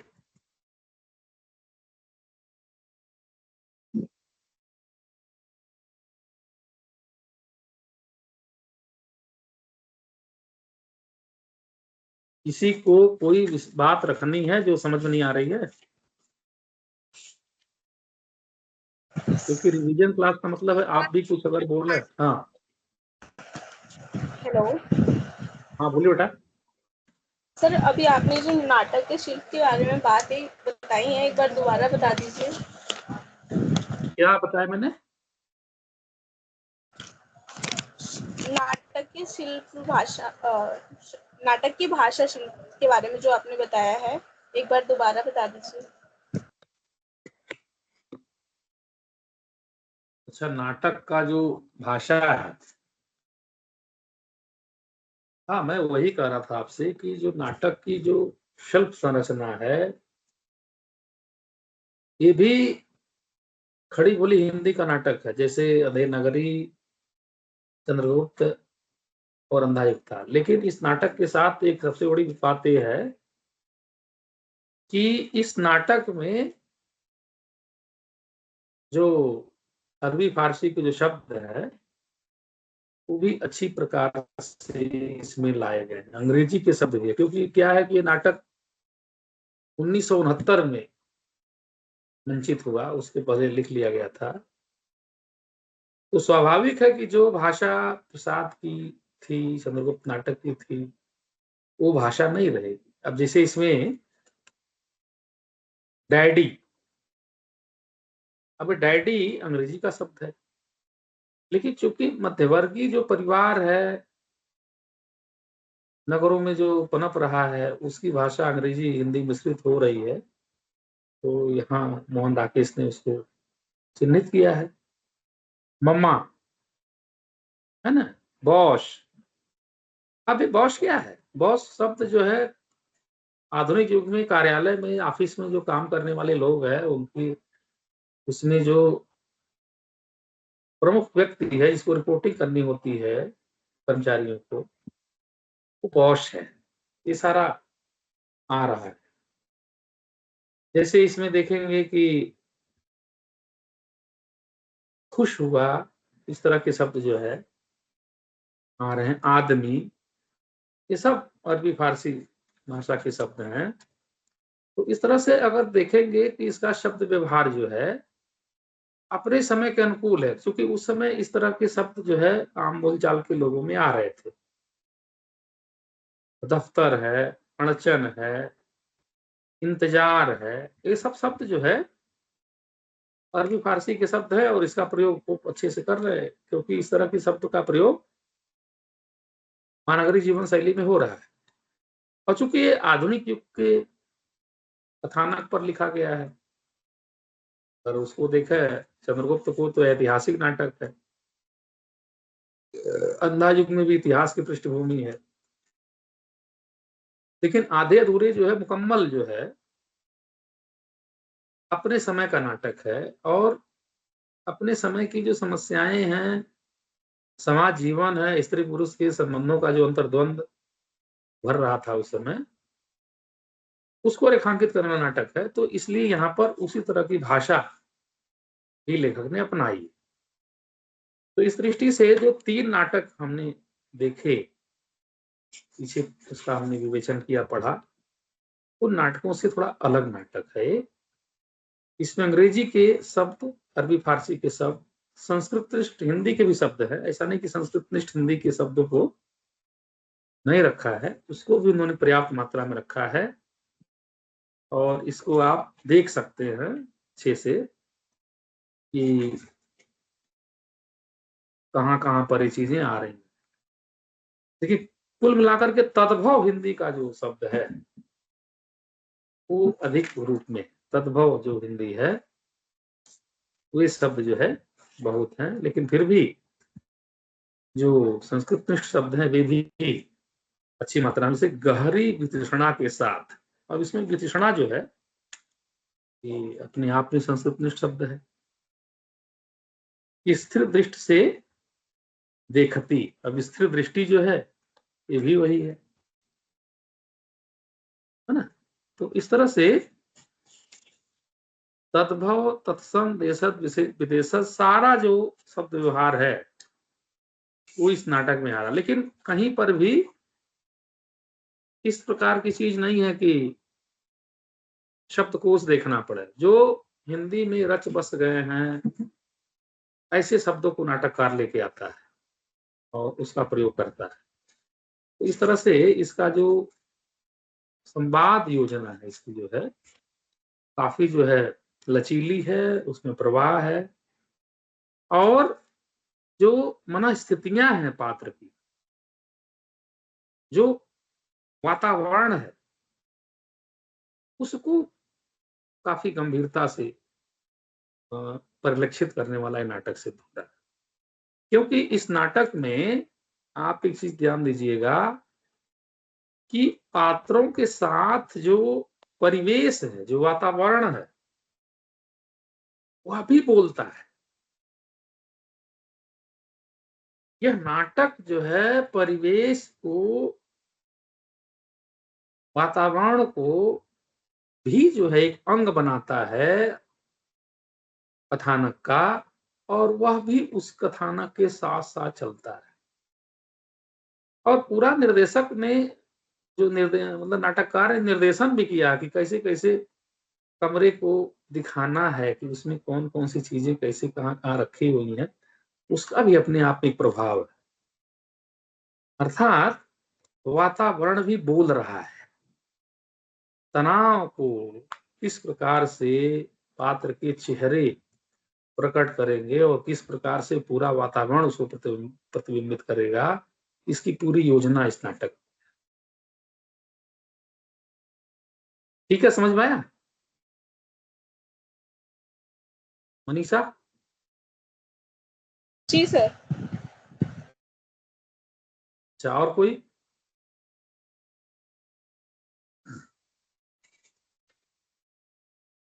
सर हाँ बोलिए।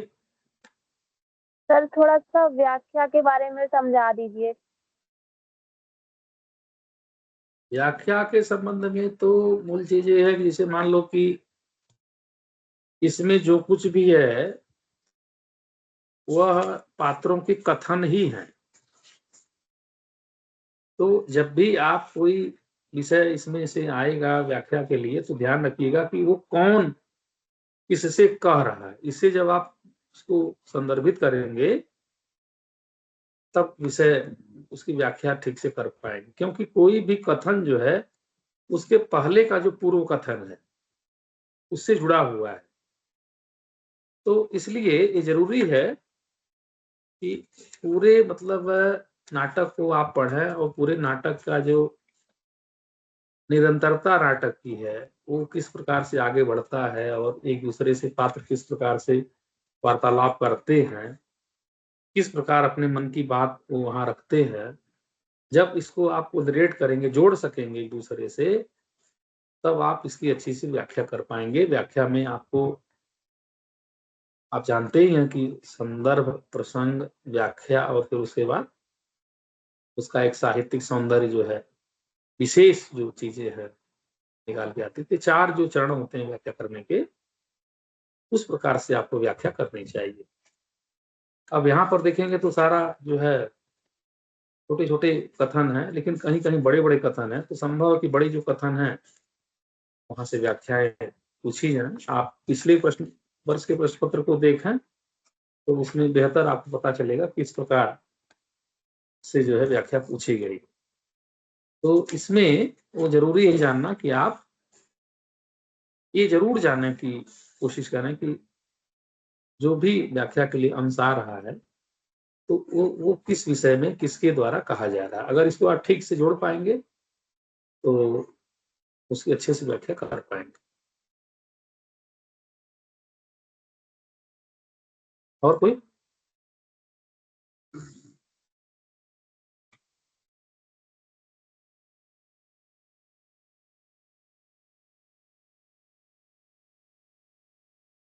इतने लोग जुड़े हुए हैं भाई, आप लोग अपनी बात रख लो ना। राम कुमार? हाँ जी सर। तुम्हारे लिए क्या कोई विशेष प्रश्न तो नहीं है सर। लगभग सभी तो आपने मुझे बताया है, सभी तो आपने कुछ व्याख्या के संदर्भ में था। परंतु व्याख्या का भी यही है कि जो चंद्रगुप्त नाटक है उसमें व्याख्या को लेकर थोड़ी सी समस्या हमें अभी तक तो देखने को मिल रही है कि क्योंकि वो नाटक बहुत बड़ा है और उसमें किस तरीके से व्याख्या के वो भागों को ढूंढा जाए जो कि प्रश्न बन सकता है जिनका, तो वो थोड़ी सी एक समस्या देखने को मिल रही है सर। देखो, चंद्रगुप्त नाटक की जहां तक बात है तो ठीक कह रहे हो, एक बहुत बड़ा नाटक है और लंबे लंबे जो कथन हैं ये हैं, क्या नाम है, पात्रों ने। तो जरूरी ये है कि आप नाटक को अच्छे से पढ़ें और ये जानने का प्रयास करें कि कौन किससे क्या कह रहा है। अगर इसको आप ध्यान से देख लेंगे, समझ लेंगे, तब आप जो है उन चीजों तक पहुंच सकेंगे कि अब जैसे यूनानी पात्र हैं, यूनानी पात्रों की भाषा को पकड़िए। भारत के संबंध में यूनानियों की जो अरुचि है, जो मतलब उनका रूखापन है, वो दिखेगा, इसे पकड़ में आएगा। भारतीय धर्म परंपरा का स्थापना करने का उद्देश्य जो है चाणक्य जैसे पात्र का है, तो उससे आप पकड़ सकेंगे। तो मतलब कहने मतलब है, पहले आपको समझना पड़ेगा कौन किससे क्या कह रहा है। चंद्रगुप्त नाटक काफी बड़ा है, ठीक कह रहे हैं आप, करीब 160 पेज का नाटक है, 59 पेज का। तो इसलिए जरूरी यह है कि आप उसको अच्छे से पढ़ें। जो नाटक के स्थल हैं, नाटक के जो पात्र हैं, किन किन विषयों को लेकर के सामने आ रहे हैं, वो अगर आप अच्छे से चिन्हित कर पाए तो मुझे नहीं लगता कि आप उसकी व्याख्या नहीं कर पाओगे। आप उसकी अच्छे से व्याख्या कर लोगे। जरूरी है कि 4-5 साल की जो प्रश्न पत्र है आप उसको देखें, उसमें जिन जिन विषयों को उठाया गया है, तो उससे आपको आसानी होगी कि आप अपनी बात को ठीक से रख पाएंगे। हाँ बेटा, और बताओ। ठीक है सर, इसी को लेकर थोड़ा सा मन में प्रश्न था, वो आपने मुझे बता दिया, धन्यवाद सर। दूसरे लोग, कितने लोग जुड़े हैं अभी?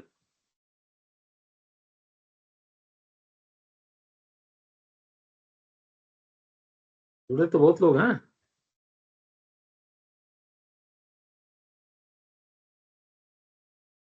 हम्म,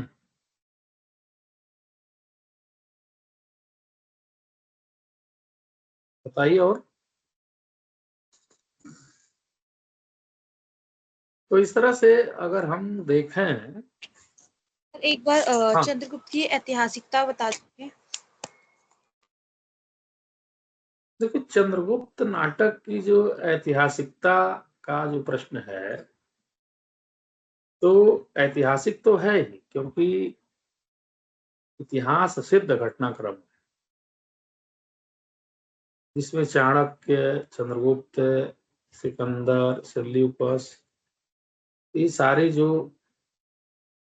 ऐतिहासिक जो पात्र हैं वो भारत के इतिहास की घटनाओं से जुड़े हुए हैं। सेल्यूकस को 305 ईस्वी पूर्व में सिंधु तट पर चंद्रगुप्त ने हराया था। चाणक्य जो है नंद वंश का विनाश करके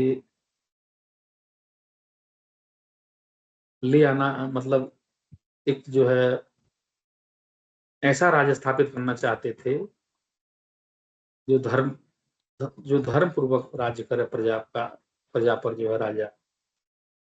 तो ये तो ऐतिहासिकता स्वयं सिद्ध है, लेकिन इसमें जो चंद्रगुप्त नाटक की जो ऐतिहासिकता वाली बात कर रही हो, तो इसमें दोनों चीजें हैं। इतिहास सिद्ध घटनाएं भी हैं और तत्कालीन जो परिस्थितियों के अनुरूप घटनाओं को जो है मोड़ करके कलात्मक बनाने के लिए भी जो है काल्पनिक पात्रों को जोड़ करके जो मतलब नाटककार ने प्रयास किया है इसको सुरुचिपूर्ण बनाने के लिए। तो इस तरह से आप कह सकते हैं कि चंद्रगुप्त नाटक इतिहास और कल्पना का एक मिश्रण है। इतिहास सिद्ध घटनाएं भी हैं और क्लास दे रहा हूँ, पढ़ा रहा हूँ,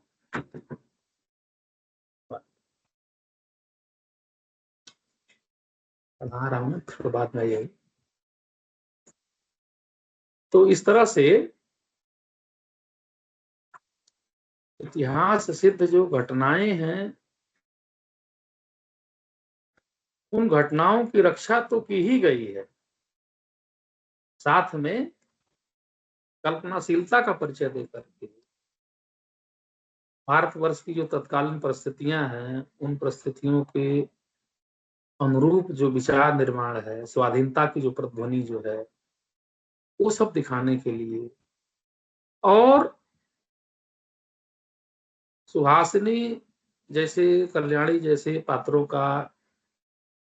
को जन्म दे करके नाटक को और कलात्मक सौंदर्यपूर्ण बनाने के लिए जो प्रयास किया है शंकर प्रसाद ने, इससे ये सिद्ध होता है कि इसमें इतिहास और कल्पना दोनों का एक समन्वय करने का प्रयास किया। समझ गए? Yes sir. और कोई? सर एक बार चंद्रगुप्त की कथा वस्तु दोबारा से बता दीजिए। क्या चीज? कथा वस्तु चंद्रगुप्त की। तो कथा वस्तु तो वही मैं कह रहा था। कथा वस्तु में देखेंगे तो ये तक्षशिला के गुरुकुल से शुरू होकर पाटलिपुत्र तक जा रहा है। सिंधु नदी का मुहाना विहारा, जहां पर अक्षलेंद्र जो है, सिकंदर जो है, अपनी सेना के साथ वापसी कर रहा है, प्रयाण कर रहा है। माला वनराज की जो परिषद है वो भी है, और फैला हुआ है इसका जो भूगोल है। दंडकारण्य जो दंडायन है, वो जंगल में उससे बात कर रहा है, वो सिकंदर का दूत, स्वयं सिकंदर भी। दुर्ग में जहां युद्ध होता है उसका भी अपना एक दृश्य है। तो जिस तरह से इस नाटक का अपना जो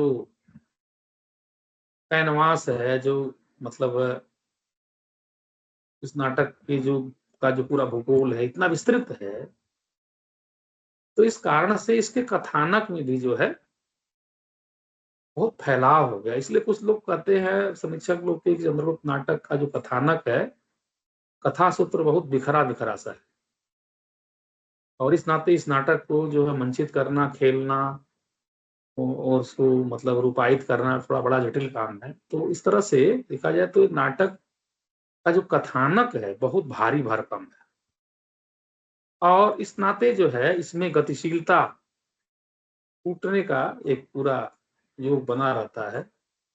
ये समस्या जो है ये रहती है इस नाटक, इस दृष्टि से जो नाटक है, इस नाटक का जो कथानक है, पाठ्य की दृष्टि से तो बहुत अच्छा है कि पढ़ने में तो चलो ठीक है, आप इसको पढ़ते जा रहे हैं, इसमें रस लेते जा रहे हैं, लेकिन जब इसको मंचित करना हो, इसको व्याख्यायित करना हो, तो ये नाटक जो है अपने आप में, इसका कथानक जो है थोड़ा सा बोझिल आप कह सकते हैं, बता सकते हैं कि उस दृष्टि से थोड़ा सा इसमें बोझिलपन है, इसमें मतलब कसावट की थोड़ी कमी है। हालांकि जो कथोपकथन है, भाषा की जो प्रवाहमयता है, उसमें जो है इतना बल है कि वो पूरे कथानक को जोड़ने में एक दूसरे से समर्थ है।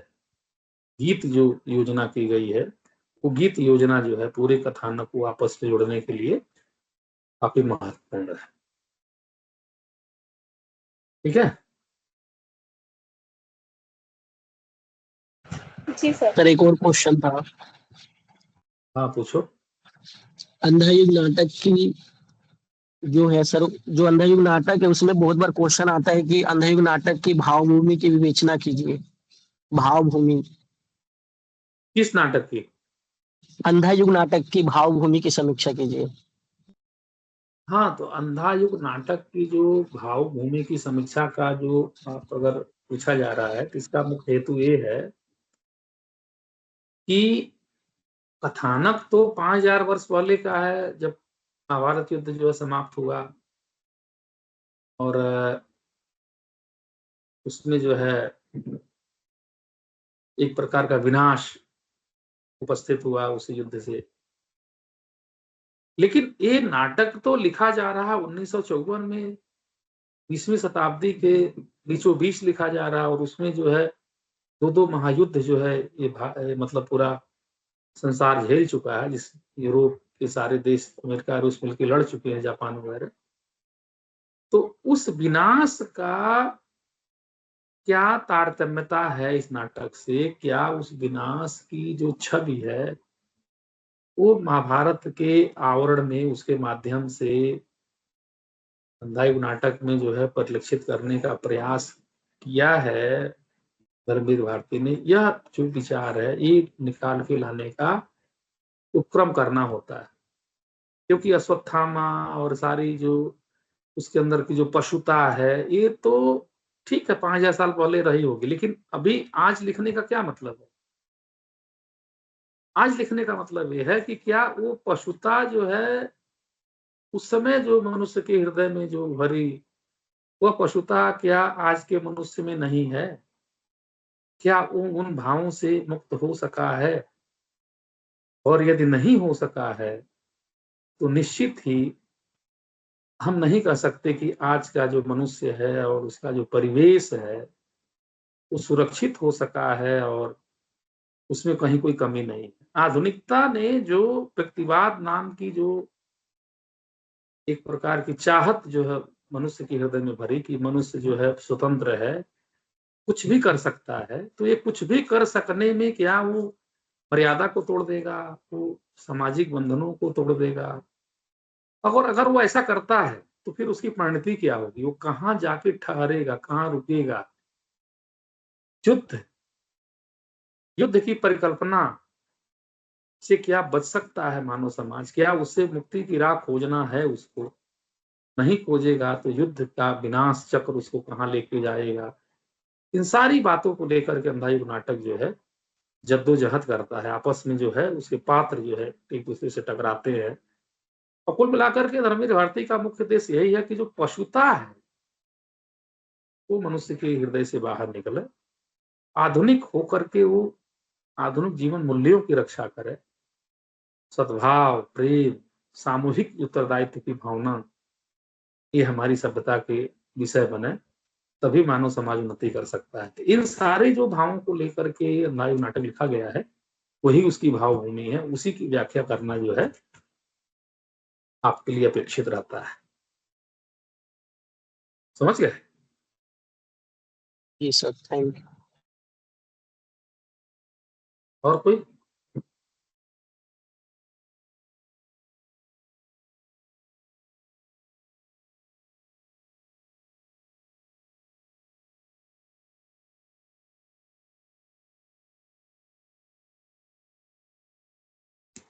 सर ये जो आधे अधूरे नाटक है उसकी जो मूल समस्या है वो स्त्री और पुरुष के संबंधों को लेकर जो आज के टाइम से उससे रिलेट करके लिखना होगा। हाँ, उसमें आप एक चीज देख सकते हैं कि जो आधुनिक जीवन शैली भारतवर्ष में, जो आधुनिकता के नाम पर जो जीवन शैली भारतवर्ष में आई, तो उसके दो पक्ष हैं। एक तो उसने मुक्तिवाद का नारा दिया, स्त्री मुक्ति का नारा दिया, लेकिन स्त्री मुक्ति के इस नारे के बीच में सामाजिक जीवन की मर्यादाएं किस तरह से छीन रही हैं, छिन्न भिन्न हो रही हैं, इसकी तरफ हमारा ध्यान नहीं जा पा रहा है। तो लेखक उस तरफ हमारा ध्यान ले जा रहा है कि सामाजिक मर्यादाएं भी जो है बचानी बहुत जरूरी है, क्योंकि उन सामाजिक मर्यादाओं के बीच में रह कर के ही जो है व्यक्ति की पहचान है, सुरक्षा है, और एक प्रकार की जो अराजकता वाली जो स्थिति है उससे मुक्त रह सकता है समाज। क्योंकि अगर वो कोई भी नियम, कोई भी व्यवस्था अगर नहीं रहेगी समाज में, तो हर व्यक्ति अराजक हो जाएगा, कोई किसी के साथ मतलब जो है कहीं जा सकेगा और फिर कोई उसको कोई स्थिरता नहीं रहेगी संबंधों की। तो ये जरूरी है, एस्टेब्लिशमेंट जरूरी है। मानवीय संबंध स्थिरता पर ही निर्भर करते हैं, अगर वो स्थिर नहीं रहे तो फिर उसमें जो है विकृति आ जाएगी, और उस विकृति का शिकार जो है पूरा समाज बनेगा, परिवार टूटेगा, बच्चे बिखरेंगे, और फिर जो है एक जो हमारी जो सभ्यता है जो में बताती है कि हम सभ्य समाज के जो है लोग हैं, वो खंडित हो जाएगी। तो इस तरह से आपको देखना है, ये पूरे संसार के लिए, पूरे भारत के लिए नहीं, पूरे सृष्टि के लिए जरूरी है कि जो भी समाज है और उसकी सामाजिक जो मर्यादाएं हैं उसकी रक्षा करते हुए हमें विकास करना है। उसको तोड़ करके, नष्ट करके, स्वच्छंद रूप से अगर हम विचरण करेंगे तो हमारे और पशु में तो अंतर ही नहीं रह जाएगा। तो मनुष्यता और पशुता के बीच की जो पतली रेखा है, उसको जो है समझना जो है इस नाटक का मुख्य हेतु। ठीक है। जी सर जी, धन्यवाद सर। और कोई?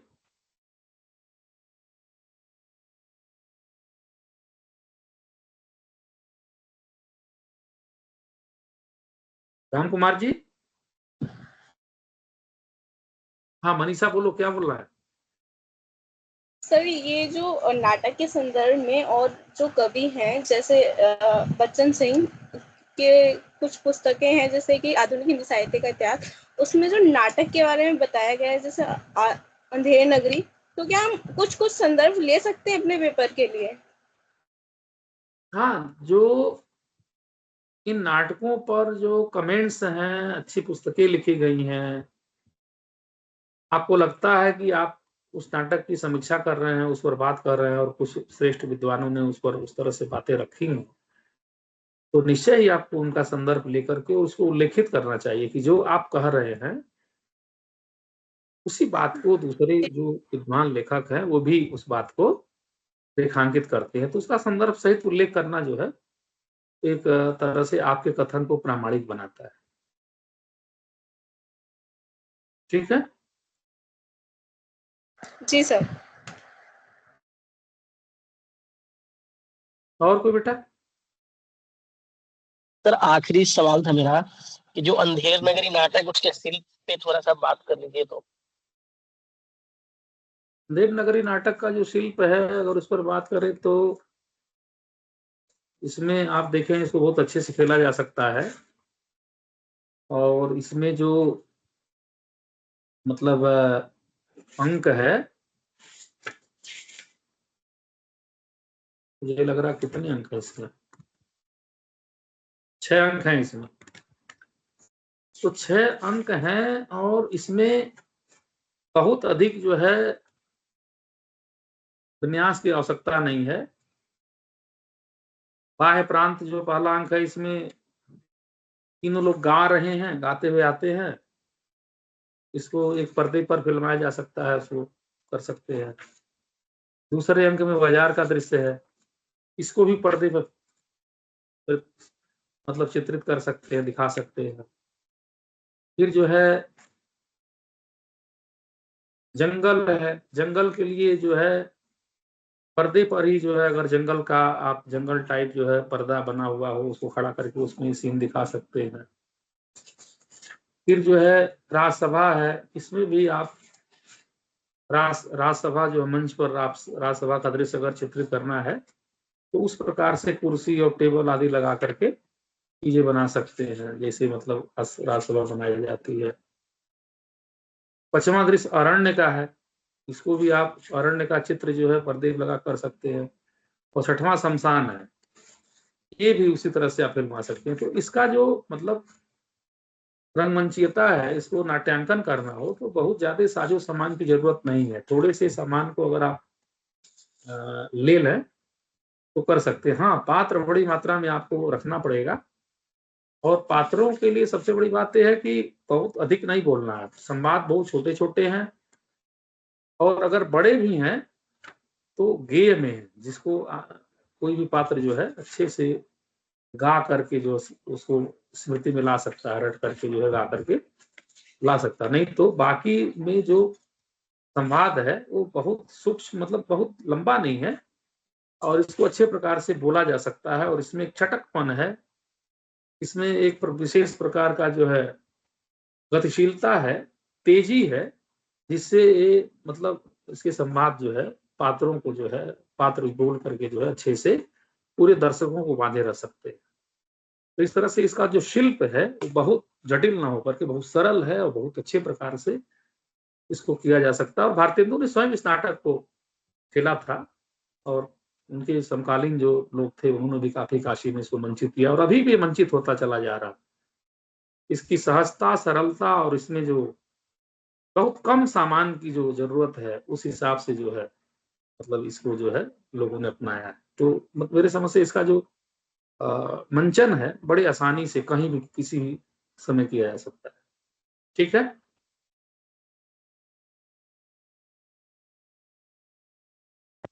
सर आपने चूलिया जो भाई आधे धन्यवाद।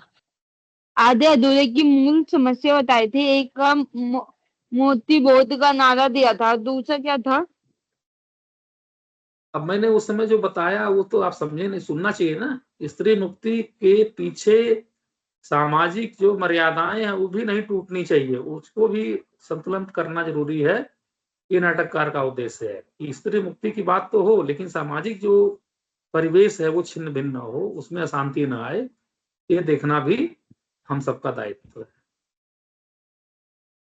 ठीक है राम कुमार, 4:33 हो गए, आप समाप्त कर सकते हैं इसको। 4 घंटे ठीक है आज सर। पढ़ा गया आप लोगों को। जी बहुत धन्यवाद सर। चलिए बहुत धन्यवाद धन्यवाद आपका। सर। हाँ तो रिकॉर्डिंग मालिक बता दीजिए, वो म्यूट कर, बंद करें इसको, तो हम भी बंद करें।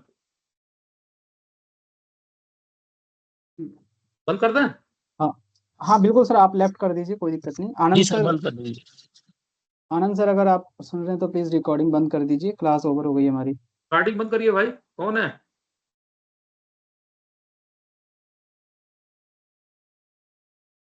सर मैं फोन करके एक बार सर को बोल देता हूँ, अभी हाँ मैं मैं लेफ्ट करवा कर देता जाऊँ हूँ ना? इसको। हाँ हो जाइए सर, कोई समस्या नहीं। ठीक ठीक।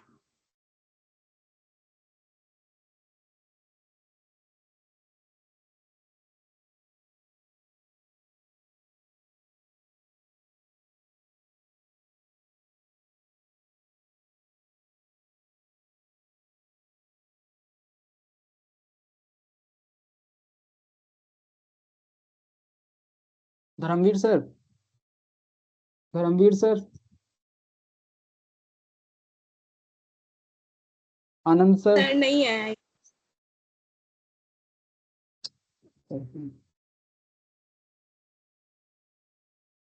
धर्मवीर सर, आनंद सर, अगर आप सुन रहे हैं तो प्लीज एक बार रिकॉर्डिंग बंद कर दीजिए।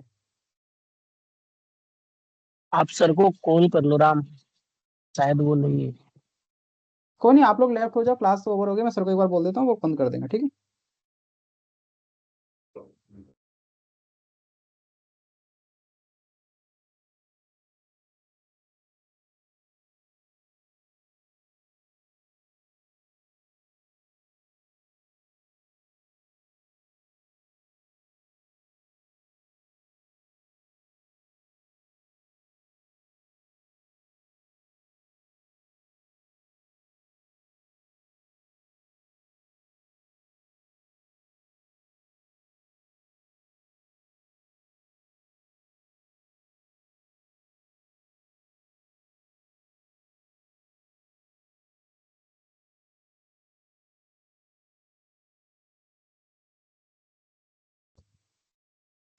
धर्मवीर सर प्लीज रिकॉर्डिंग बंद कर दीजिए।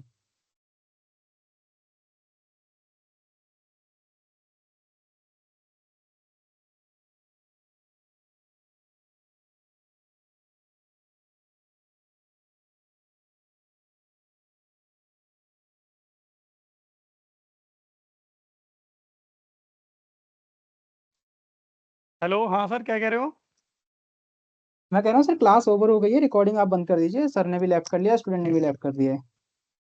ओके ओके, वो तो मैं कर ही रहा था okay sir. Thank you sir. ठीक है सर, ठीक है। ओके।